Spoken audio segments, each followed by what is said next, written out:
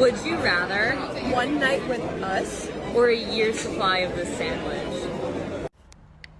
Let me tell you something. The pastrami sandwich never asked me to Uber them home at 3 o'clock in the morning. Well, pastrami it is.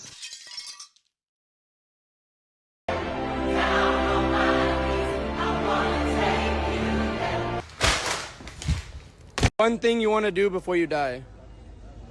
Skinny dive.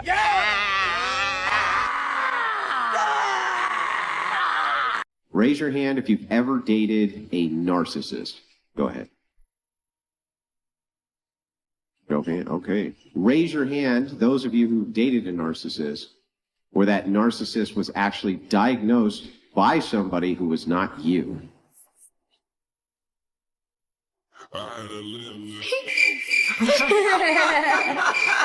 I just came from the dispensary and now I'm walking to my neighbor's to get eggs from her little stand over there.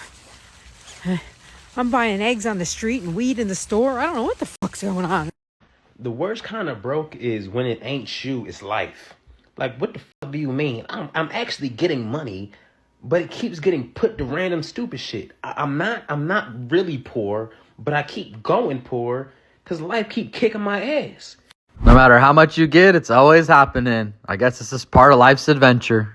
You know what the funniest thing about so many men is nowadays? So many men are no longer scared of being single. They're now scared of being in a soul-sucking, detrimental relationship that's only going to waste their time, waste their energy, waste their effort, and waste their money. They would rather be single than be in a bad relationship. So it's not that men are complaining because they're single. Men are complaining because they've just seen everything as such a waste of time for them lately. And guys, let's be real. If we do any level of assessment on what happened to our dad, our brothers, our friends, if we've seen the divorce court or the statistics, we know the truth now. And it's so hard to get in bed with someone when chances are you're about to get your head chopped off for it. Good girl. Keep it up.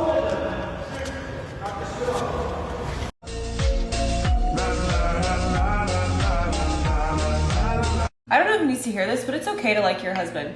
It's okay to not hate all men. It's okay to want to take care of him. It's okay to want to do nice things for him. It's okay to uplift his name in public instead of tearing him down in front of all your girlfriends. It's okay to be obsessed with him. It's okay to want to be around him 24/7. It's okay to want to treat him with respect. It's okay that your biggest goal in life is to be a stay-at-home wife and mom. It's okay that you want to get married young. It's okay that you don't nag your husband and mother him and you treat him like a wife. Just be prepared to be called anti-women, a pick-me, and misogynistic for having a healthy relationship and loving your husband.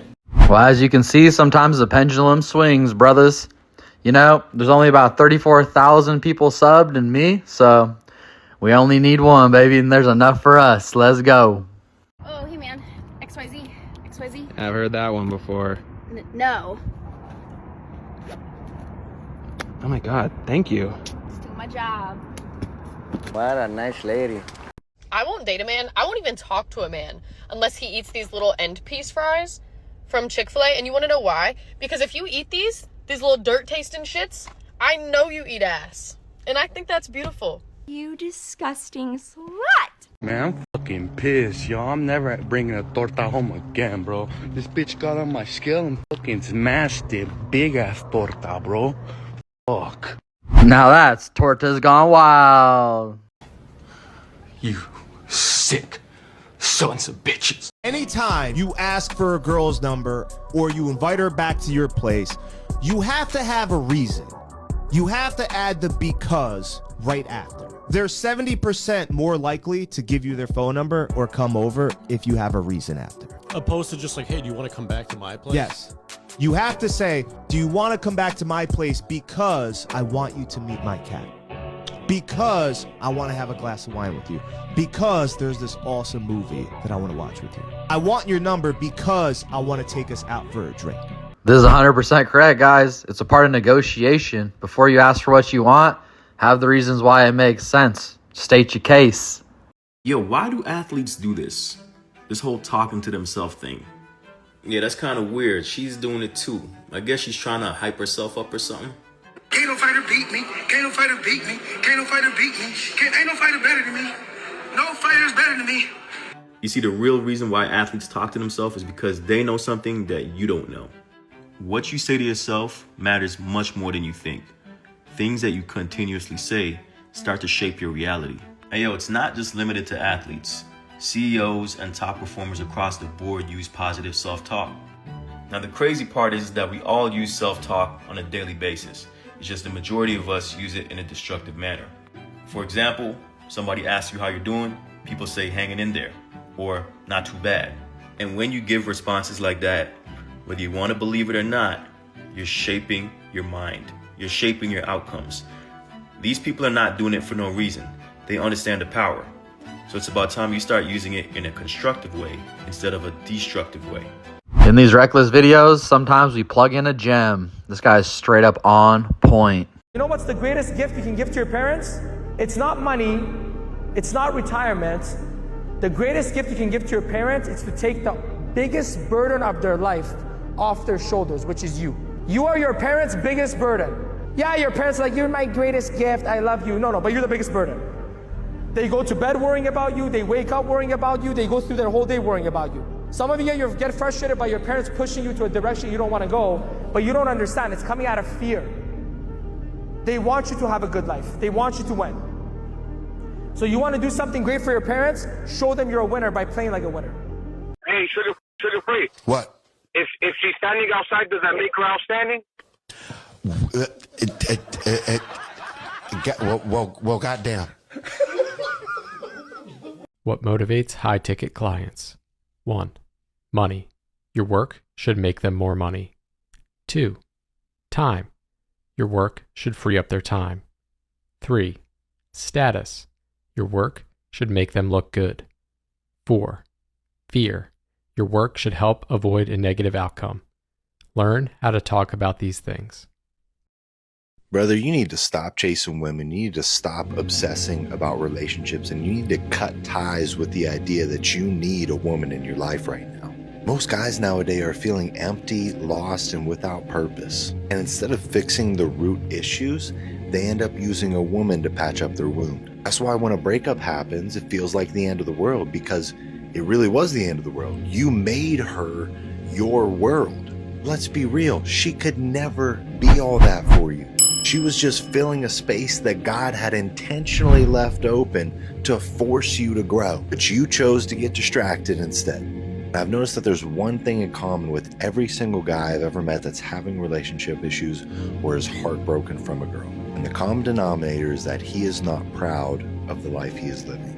I have never once met a man who was locked in on his purpose and growing both mentally, physically, and spiritually in all areas of his life feel that way about a girl. Because that man built his life around God and purpose, which are things that cannot be taken away from you. This is a really important thing to think about as we continue on with relationships. You know, for me, the good thing was I never made a girl the center of my life. She was just a certain part of it. So I wasn't destabilized super bad when they decided to do whatever they wanted. So, you know, that's a safety net. That's protecting yourself. You can never make the girl the center of your universe or 50-50 on things like your businesses, because they more than likely and inevitably will likely change their mind. And it'll cost you if you decide to put them in that position. I'll be home soon. I'll be home soon.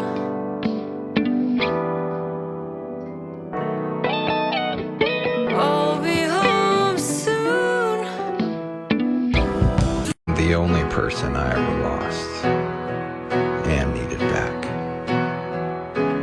was me.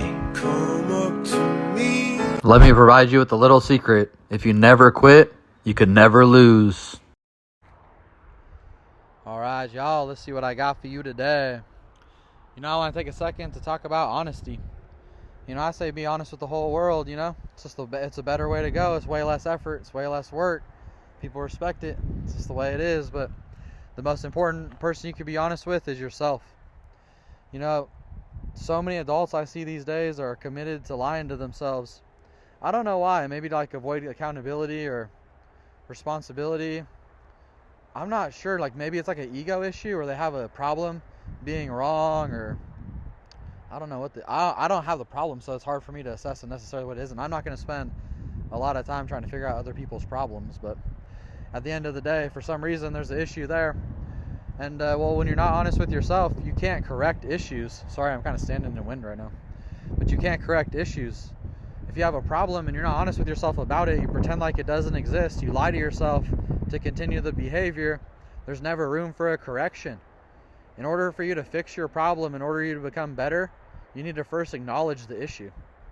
So if you have a problem being honest with yourself, especially about problematic shit, maybe you're out of weight, out of shape, overweight, maybe you treated people badly, maybe you're unreliable, and if you don't tell yourself the truth that you are those things, then you're not going to fix it. It's just the flow. It's the way that it goes, the flow chart of the situation. There's no other way to go about it. So think about it, guys. And well, you can also be dishonest with yourself by exaggerating. And you'll be exaggerating problems, rehearsing stories of yourself, making them worse than they actually are, pissing yourself off worse than reality.